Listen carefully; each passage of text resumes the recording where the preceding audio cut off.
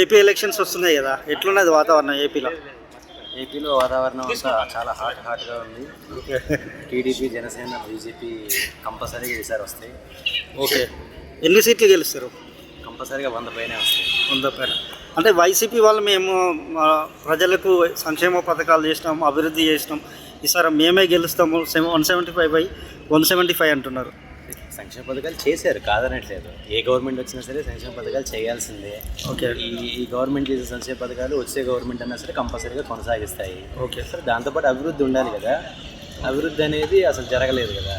సంక్షేమం, అభివృద్ధి రెండు కలిపి వస్తే బాగుంటుందని చెప్పేసి అనుకుంటున్నాం. పోర్టు డెవలప్ చేస్తున్నాం, ఫిషనరీస్ డెవలప్ చేస్తున్నాం, కంపెనీలు ఏమి లేదు కదా. అది కోర్ట్ అంటున్నారు, ఏమి లేదు. ఆ గంగవరం పోర్ట్ అమ్మేశారు. 5 పోర్టులు ఏదో డెవలప్ చేస్తున్నాం, ఫిషరీస్ కూడా అసలు చేస్తున్నాం. స్టేట్కి డెవలప్మెంట్ జరగాల్సిందే అంటే అవన్నీ 10%, 5% కూడా లేదు. ఓకే, ఒకవేళ చంద్రబాబు నాయుడు వస్తే ఏ డెవలప్మెంట్ జరుగుతుంది అనుకుంటా? అన్ని రకాలు జరుగుతాయి. అమరావతిలో కంపెనీస్ వస్తాయి, ఇప్పుడు కియా లాంటి కంపెనీలు వస్తాయి. అంటే అమరావతి అనేది 100% అక్కడ 33,000 ఎకరాల వ్యవసాయ భూమే ఉంది. అలాంటి భూమిలో పెట్టుబడులు ఎట్లా వస్తాయి అంటున్నారు?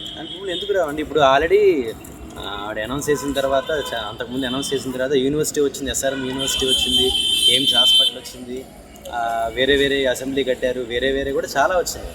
మరి చాలా వచ్చిన తర్వాత నెక్స్ట్ దాని తగ్గట్టుగా టెక్నాలజీ యూస్ చేస్తారు, కడతారు. ఏముంది దాంట్లో పెద్ద విషయం ఉంది. అంటే అన్ని కంపెనీలు వచ్చినప్పుడు చంద్రబాబు నాయుడు గారు లాస్ట్ టైం ఏమన్నారంటే ఇవన్నీ తాత్కాలిక బిల్డింగ్లే అనే ఒక మాట అన్నారు. తాత్కాలిక బిల్డింగ్లు అంటే ఆ బిల్డింగ్లు పడగొట్టారు.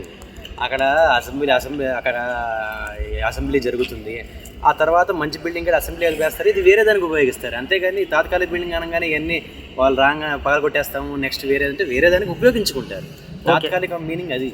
ఓకే, ఇప్పుడు బీజేపీతో పొత్తు పెట్టుకున్నారు కదా వీళ్ళు. యాక్చువల్లీ స్పెషల్ స్టేటస్ ఇవ్వలేదు బీజేపీ. ఏపీలో ఉన్నటువంటి మేజర్ పరిశ్రమ అయినటువంటి విశాఖ స్టీల్ను ప్రైవేటైజేషన్ చేస్తామన్నారు. రైల్వే జోన్లు ఇవ్వలేదు. అలాంటి ఒక ఏపీకి ద్రోహం చేసినటువంటి బీజేపీ పార్టీతో పొత్తును ఎట్లా చూడవచ్చు? అది ఒక రకంగా కరెక్టే. కాకపోతే బీజేపీ అనేది సెంటర్లో ఉంటుంది కాబట్టి దాని సహాయం కూడా ఉంటే బాగుంటుందని చెప్పేసి అంటున్నారు. అయినా కానీ బీజేపీకి 1% కూడా ఓట్లు లేవు. మహా అయితే ఆ 1% ఓట్ల గురించి ఆలోచించుకున్నా సరే దానికి పెద్ద ఫరకే పడదు. మన అలాంటి పార్టీతో ఎందుకు పొత్తు పెట్టుకున్నట్టు? అంటే వ్యక్తిగత కేసుల నుంచి బయటపడడానికి అలాంటి పార్టీతో పొత్తు పెట్టుకోవడం ఎందుకంటే ఆ పార్టీ ఎదురు ఆపోజిషన్తో పొత్తు పెట్టుకోకుండా ఉండటం కోసం వీళ్ళు పొత్తు పెట్టుకుంటున్నారు. కానీ దాంతో వచ్చే పెద్ద ఉపయోగం ఏమీ లేదు. వైసీపీ అయితే ఇప్పుడు బీజేపీతో పొత్తు పెట్టుకుంటారు. వీళ్ళకి అగైనెస్ట్ గా ఉన్నారనుకోండి, ఇప్పుడు బీజేపీ తెలుస్తుంది కదా దేశం మొత్తం ఏం చేస్తుంది. సిబిఐ రైడ్, వ్యక్తిగత కేసుల కొరకే వీళ్ళు పొత్తు పెట్టుకున్నారు. వ్యక్తిగత కేసుల కోసం కాదు. ఇప్పుడు వాళ్ళు అపోజిషన్కి ఎవరుంటే వాళ్ళ మీద కేసులు పెడతారు. ఎవరన్నా సరే బీజేపీకి భయపడాల్సిన సిచ్యువేషన్ ఇప్పుడు వచ్చేసింది. లేకపోతే అసలు బీజేపీతో వైఎస్ఆర్సీపీ ఉండకూడదు, టీడీపీ ఉండకూడదు, జనసేన ఉండకూడదు, ఏ పార్టీ కూడా ఉండకూడదు. ఇప్పుడు టీడీపీ, జనసేన ఓపెన్గా వాళ్ళకి సపోర్ట్ చేస్తున్నాయి. వైఎస్ జగన్మోహన్ రెడ్డి, వైఎస్ఆర్సీపీ వెనక నుంచి సపోర్ట్ చేస్తున్నాయి. ఇద్దరు సపోర్ట్ చేస్తున్నారు. ఆ విషయంలో ఇద్దరు తప్పు చేస్తున్నారు. సో ఆ బీజేపీ విషయాన్ని ఇంకా పక్కన పెట్టేయడమే. అదేదో కొంచెం సపోర్ట్ ఉంటే మిగతా పనులు వేరే పనుల కోసం పెట్టుకున్నారు. వేరే పనులు అంటే వీళ్ళ వ్యక్తిగత కేసులు అని కాదు. వ్యక్తిగత కేసులు ఎవరికైనా ఉంటాయి. నిజంగా బీజేపీకి అగెన్స్ట్గా వెళ్తే వ్యక్తిగతంగా అన్నీ తీస్తారు. అది భయపడాల్సిందే. అపోజిషన్కు వైపు వెళ్లకుండా ఉండటం కోసం వీళ్ళు లాక్కున్నారు అంతే. అంటే యాక్చువల్లీ ఏదైతే ఏపీలో మద్యం క్వాలిటీ చాలా పవర్ఫుల్గా ఉంది. అది తాగితే హెల్త్లు పాడైపోతాయి. ఆ లిక్కర్ అవన్నీ చాలా డేంజర్. ఓకే, ఈ మధ్యలో ఇప్పుడు కాంగ్రెస్ మేనిఫెస్టో రిలీజ్ చేసింది.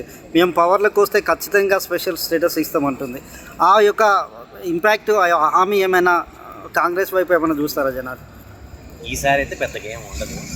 ఏమన్నా కొంచెం ఓట్లు చీల్చడం, ఏదో కొన్ని ప్రదేశాల్లో కొన్ని కాన్స్టిట్యూయన్సీలు ఏమైనా ఉంటుందేమో కానీ ఆ ఇంపాక్ట్ ఈసారికి పెద్దగా ఉండదు. నెక్స్ట్ టైంకి ఎలా ఉంటుందో చెప్పలేదు. ఆ ఓట్లు ఎవరి చీలుతాయి? యాక్చువల్లీ ఓట్లు చీలితే జనరల్గా వైఎస్ఆర్సీపీ చీలాలి. బట్ అది కూడా ఎంతవరకు జరుగుతుంది అనేది డౌటే. ఓకే, నెక్స్ట్ పవర్లో అంటే బీజేపీకి ఎన్ని సీట్లు వస్తాయంటారు? ముగ్గురు పొత్తులో బీజేపీకి ఓన్లీ బీజేపీకి మేబీ చెప్పలేము. అసలు ఆ బీజేపీకి 10 ఇచ్చారు. ఆ 10లో మేబీ 4-5 వస్తాయేమో తెలియదు. మన జనసేనకి 80% సీట్లు వస్తాయని చెప్పేసి అనుకుంటున్నాను. ఓకే, కాంగ్రెస్కి ఏమైనా వస్తాయా? కాంగ్రెస్కి అసలు చెప్పలేము. అది పిఠాపురంలో పవన్ కళ్యాణ్ గారు గెలుస్తారా? ఓపెన్ చేస్తే గ్రేటే. అది మంచిది ఒకవేళ పోయింది ఓకే. పిఠాపురంలో పవన్ కళ్యాణ్ గెలుస్తారా? ఈసారి పిఠాపురంలో పవన్ కళ్యాణ్ కంపల్సరీ గెలుస్తాడు. అంటే అక్కడ ఉన్న టాక్ ఏంటంటే టీడీపీ వాళ్ళే పవన్ కళ్యాణ్ ఓడగొడతారు అనే ఒక బలమైన ప్రచారం నడుస్తుంది. ఇప్పుడు టీడీపీకి జనసేన ఎంత అవసరం, జనసేనకి టీడీపీ అంతే అవసరం. వాళ్ళు పొట్లాడుకొని వాళ్ళు చేసుకున్నారంటే రెండు పిల్లులు కొట్టుకొని కోతికిచ్చినట్టు అయింది. వాళ్ళు అలా అయితే చేయరేమో అనుకుంటున్నాను. ఇద్దరు కలిసే ఉన్నారు. మంగళగిరిలో లోకేష్ గెలిచే ఛాన్స్ ఉంది ఏమైనా? ఛాన్సెస్ ఉంది. ఈసారి లాస్ట్ టైం ఓడిపోయాన్న సానుభూతి ఉంటుంది. ఈ రాజధాని విషయం కొంచెం ఉంటుంది. పిఠాపురంలో పవన్ కళ్యాణ్, మంగళగిరిలో కుప్పంలో ఖచ్చితంగా ఈసారి చంద్రబాబు నాయుడును ఓడగొడతాం అంటున్నారు కదా వైసీపీ వాళ్ళు. కుప్పంలో ఓడగొడతాం కొంచెం కష్టమే. చంద్రబాబు నాయుడు ఓడగొడతాం అనేది కొంచెం కష్టమే. ఇవన్నీ వాళ్ళు కంచుకోవట్లేదు కదా. ఓకే, ఇంకా జనసేన గురించి ఆలోచించకుండా టీడీపీ కుప్పంలో అనేది చాలా కష్టము ఓడించడం. ఈసారి జనసేన కూడా టీడీపీ కలిసే ఉంది కాబట్టి ఎట్లా చూసుకున్నా సరే ఆ ఇద్దరు ఓట్లు లాస్ట్ టైం చూసుకున్నా సరే కన్సల్టేట్ చేసుకుంటే పవన్ కళ్యాణ్ ఈజీగా గెలిచే ఛాన్సెస్. అంటే కొందరు ఏమంటున్నారంటే పులివెందుల్లో జగన్మోహన్ రెడ్డిని కూడా ఓడిస్తామని ఈ టీడీపీ కూటమి అంటుంది.